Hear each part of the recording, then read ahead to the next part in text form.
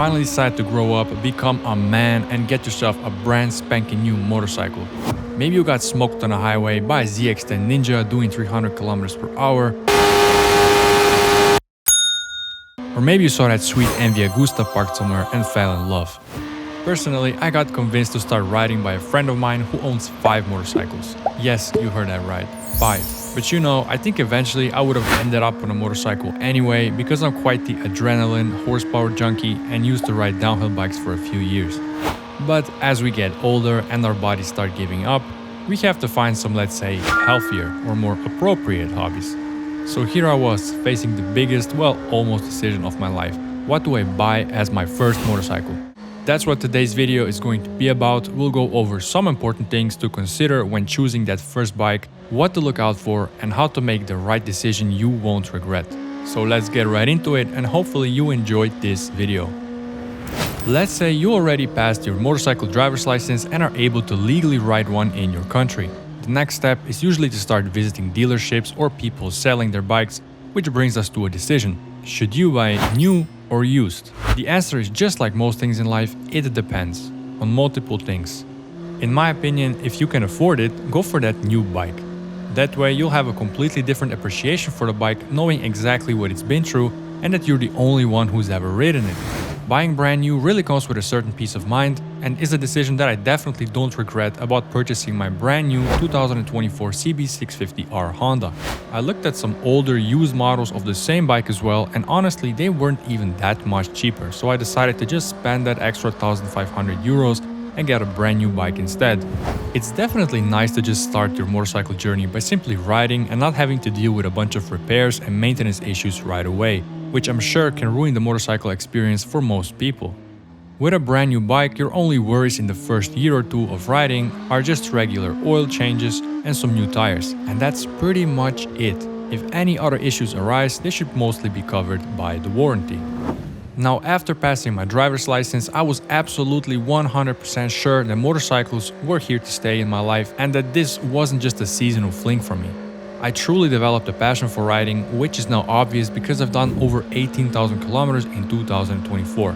So buying brand new and splurging quite some money on a bike was an easy decision for me. Perhaps you're still unsure how you feel about motorcycles and need some time for them to grow on you. In that case, it might be better to look at some older used bikes and save yourself some money, especially if you later find out that riding maybe isn't your thing after all.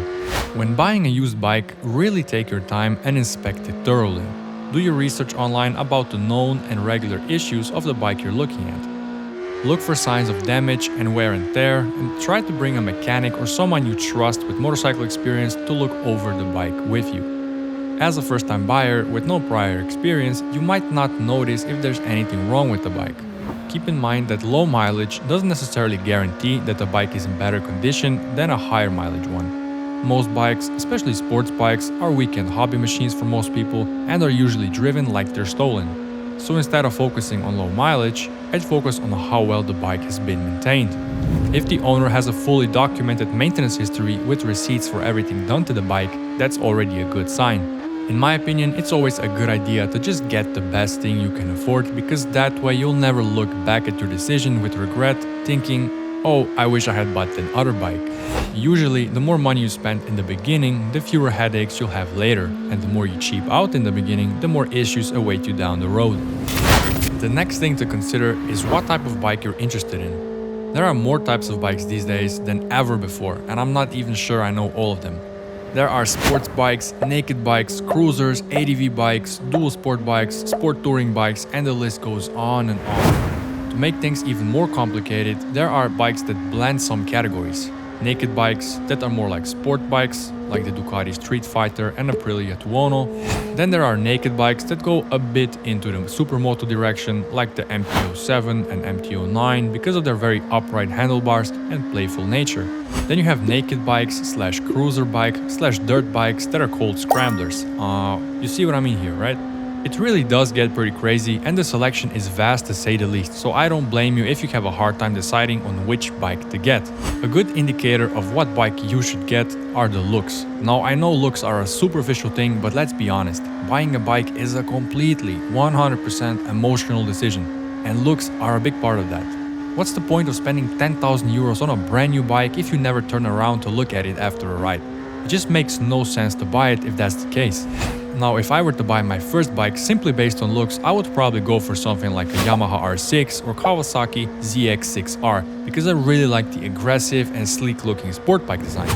But I'm slowly but surely becoming an old man, have knee problems, shoulder problems, back problems, and buying a pure sport bike would be a truly painful experience for me. I can't. What do you mean you can't? The thing's on wheels. My back, Tony. Thinking about going home sitting in the tub. I needed something with a more upright position that doesn't stress my back and shoulders as much, but still has that sporty, sleek look. Next to the sport bike design, I also really like the classic retro look of your typical cafe racer build. So the bike that combined the two was the CB650R Honda, which is basically the same bike as the more sporty CBR650R, but with a normal, more upright handlebar position that I very much prefer over the tucked-in sporty position. Definitely make sure that you select a bike that's both beautiful and comfortable enough so you can ride it for as long as you want wherever you want to go. Although looks are pretty important, it's a good idea to make some compromises that benefit the ergonomics because no matter how pretty the bike, you'll eventually grow to dislike it if the ride is too uncomfortable. Also be aware that some bikes are much more suited for longer distance riding comfort than others, so if you plan on covering some serious distance every day, just keep that in mind because you'll probably have to make some more compromises on the look side of things. How I look at things is that the prettier the bike, the less comfortable it is for long distance riding and vice versa. You might disagree, but that's my opinion. When you finally decide on what kind of bike you want to buy, the next big decision is the type of engine and the power output it creates. Engines, just like bikes, come in a bunch of different types and sizes. You have single cylinders, twin cylinders, which come in the classic V-twin or L-twin if you're a Ducati guy of course, parallel twin and boxer twin configuration. Then you have triple engines, which are only available in the inline 3 configuration, although Honda just announced their new V3 with an electrical compressor. This is definitely going to be something to look at in the future. Then there are the 4-cylinder engines, which are available in the inline 4 and the V4 configuration. And last but not least, there's the glorious inline 6, which is unfortunately not a thing anymore, except for the BMW K1600, but that's more of a boat than a bike really. The type of engine will definitely define the character of your motorcycle, power delivery, the sound it makes, and what it's like to ride. It all comes down to your personal preferences and what sort of thing you really like. Unless you're going to start on a supermoto, dual sport, or something like a 125cc entry-level bike, you will most likely not deal with a single-cylinder engine and start with 2 or more cylinders. Each engine has its pros and cons, so here's the really basic breakdown. Twin cylinders are really torque-focused and provide excellent power in the lower to mid RPMs, which is really great for city riding, off-roading, and twisty roads, because you simply just don't have to rev out the bike like crazy to get it moving.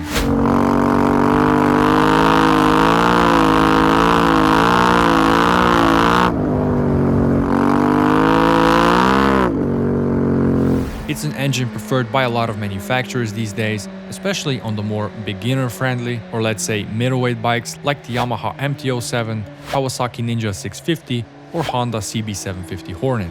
Although they're very simple, reliable and easy to maintain, they may not be everyone's cup of tea. If you've ever ridden one, you probably noticed that they tend to shake a lot, vibrate and in general have this clunky, let's say unrefined feeling. I'm going to get so much hate for this right now, but I would describe them as diesels of the motorcycle world. They seem more like a working horse instead of a prancing horse. You know what I mean?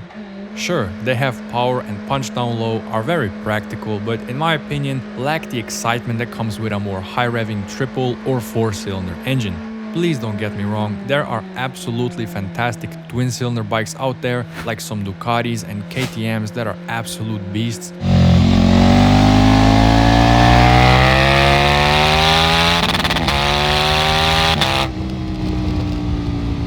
But in general, most twin-cylinder entry-level to middleweight bikes tend to lack that little magic sprinkling on top that makes me giggle like a little girl. Now 3-cylinder engines, or triples, provide a much smoother throttle response compared to the twin. They are sort of like the best of both worlds really. Strong mid-range torque like a twin and very decent top-end power almost like a 4-cylinder. They tend to vibrate much less than the twin and in general have a more refined feeling that I would almost describe as exotic. They definitely are a very interesting and quite uncommon engine configuration with easily the most unique exhaust notes.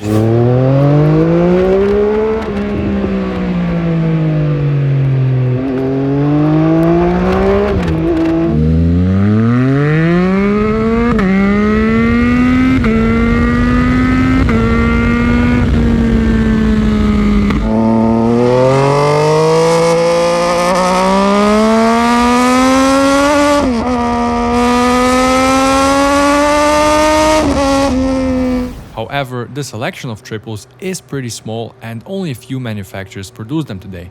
They can be found in Yamaha's triple family, then you have Triumph, and the very rare MV Agusta bikes.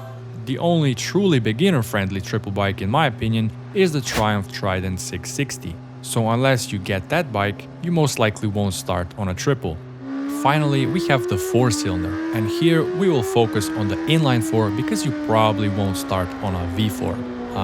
Right? Inline 4s are all about that incredible top-end horsepower, which is ideal for sports bikes, and that's why most of the leader sport bike lineup these days are inline 4s. They represent the smoothest motorcycle engines and produce that iconic high-pitched sound at higher RPMs.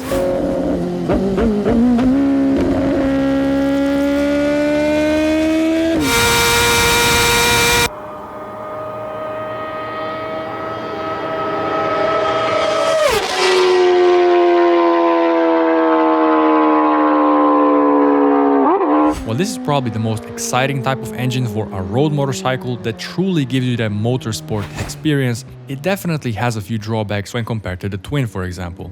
Inline 4s, especially the smaller displacement ones, really do have a lack of power in the lower RPMs.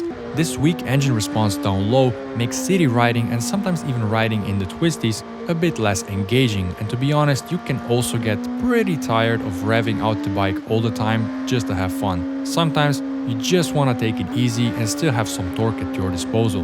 Please keep in mind that the lack of torque is mostly noticeable just on the smaller displacement inline 4s like the 600cc, and a 1000cc inline 4 sort of has both really, low-end torque and high-end performance.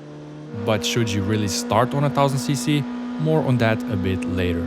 Personally, I went for the inline 4 because I'm quite a fan of having a high revving motorcycle, and although I picked a small 600cc, I actually appreciate the, let's say, lack of power in the lower RPMs, because as long as I kept the revs low, the bike was very much friendly to a beginner like myself and very forgiving to my sloppy and awkward throttle inputs.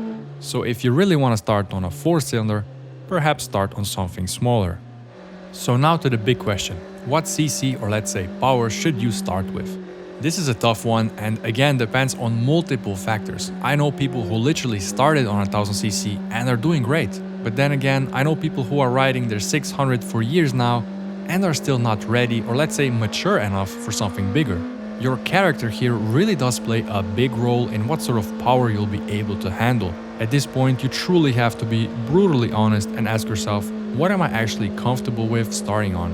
And in my opinion, the right answer should scare you a tiny little bit or at least be a bit intimidating. For example, I had this idea that I had to start on a 400 or a 500, but at the same time, I knew deep down that I was playing it safe and should be able to handle the 650 that I ended up buying. A year and 18,000 kilometers later, I can definitely say that it was the right choice with zero regrets. Buying a bike that I was able to grow into gave me that healthy amount of fear and respect for the bike in the beginning, and later allowed me to tap into more and more of the bike's power as time went on and my experience grew. If I had decided to buy a 400 or 500 from the beginning, I bet that I feel like selling it just after a few months to get something bigger. So yeah, 650 was the sweet spot for me, and whether you're going to start on something bigger or something smaller just depends on what you feel like you can handle. But really try to be as honest as possible with yourself here. Truly think you'll be able to handle that 1390 Super Duke R as your first bike? Perhaps think again. The last thing to consider is what brand of a motorcycle you're going to buy. The brand affects a lot, things like maintenance, reliability and spare parts availability. If you want to play it safe and avoid headaches, the smartest move is to get a Japanese bike. Honda, Yamaha, Kawasaki or Suzuki. I'm not saying every other brand is bad and unreliable, But let's just say that if you buy something non-Japanese, you're already getting into exotic territory in terms of maintenance and support. Japanese manufacturers dominate around 55 to 60% of the global motorcycle market, which is huge. Take Honda for example, it's the largest motorcycle manufacturer in the world, producing around 25% of all motorcycles worldwide in 2023. That's 18.7 million motorcycles. They perfected their craft and their bikes are tested, reliable and widely supported. No matter where you are, you'll find Honda service stations, spare parts and even a random garage mechanic who knows how to work on them. Now, if you're considering something more exotic like Ducati, KTM, MV Agusta and plenty of other European brands, there are a few things to keep in mind. Reliability is critical, especially if you ride a lot, like I do. Imagine your bike breaking down in the middle of summer and suddenly you're losing 2 weeks of the riding season just waiting for parts or repairs. That's a nightmare. For example, I'd love to own an MV Agusta. In my opinion, they make some of the most beautiful and exciting motorcycles out there. And yeah, their pricing is pretty exciting too, but let's not talk about that. The problem? There's not even an official dealer or service center in my country, which means I'd have to take it abroad for every minor issue. These bikes often require special diagnostic computers to read error codes, and even something as simple as changing a tire can be a hassle. Many of them use single-sided swing arms with unique fasteners that require specific tools, so forget about just rolling up to your local mechanic for a quick fix. In the end, choosing your brand isn't just about the name, it's about how much hassle you're willing to deal with. So bear in mind that the more exotic the bike is, the more headaches it will probably give you. Alright guys, that's pretty much everything I wanted to cover about choosing your first motorcycle. I hope this helps you make the right decision and avoid some unnecessary headaches along the way. If you have any questions or want to share your own experiences with choosing your first bike, drop them in the comments below. I'd love to hear your stories. And if you found this video helpful, don't forget to hit that like button and subscribe for more motorcycle content. Thanks for watching and I'll catch you in the next one.